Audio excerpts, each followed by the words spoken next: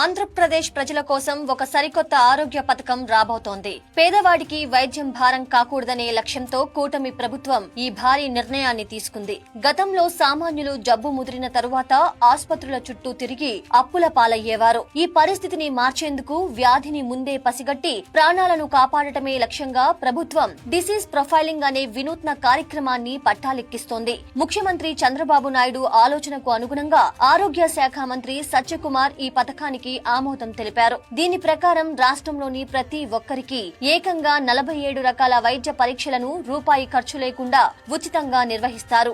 ఏటా 163 కోట్ల రూపాయల బడ్జెట్ తో సుమారు 57 లక్షల మందికి ఈ సమగ్ర పరీక్షలు చేసేలా ప్రణాళిక సిద్ధమైంది. సామాన్యులు ఆసుపత్రులకు రావాల్సిన అవసరం లేకుండానే 104 సంచార వైద్య వాహనాలే నేరుగా మీ గ్రామాలకు, మీ ఇంటి వద్దకే చేరుకుంటాయి. అక్కడ సేకరించిన నమూనాల ఆధారంగా ప్రతి వ్యక్తికి ఒక ప్రత్యేకమైన హెల్త్ ప్రొఫైల్ ను ప్రభుత్వం రూపొందిస్తుంది. దీనివల్ల శరీరంలో పొంచి ఉన్న అనారోగ్య సమస్యలు ప్రాథమిక దశలోనే బయటపడతాయి. వ్యాధిని ఆదిలోనే గుర్తిస్తే తక్కువ ఖర్చుతో త్వరగా కోలుకోవచ్చు. ఫలితంగా పేద కుటుంబాలు ఆర్థికంగా చితికిపోకుండా, అప్పుల పాలు కాకుండా ప్రభుత్వం అండగా నిలుస్తుంది. కేవలం చికిత్స అందించటమే కాదు, ముందస్తు జాగ్రత్తలతో ఆరోగ్యవంతమైన సమాజాన్ని నిర్మించటమే ఈ కొత్త పథకం అసలు సారాంశం. ఏపీ ప్రభుత్వ ఈ నిర్ణయం రాష్ట్రంలోని సామాన్యుడి ఆరోగ్యానికి కొండంత భరోసాను ఇవ్వబోతోంది.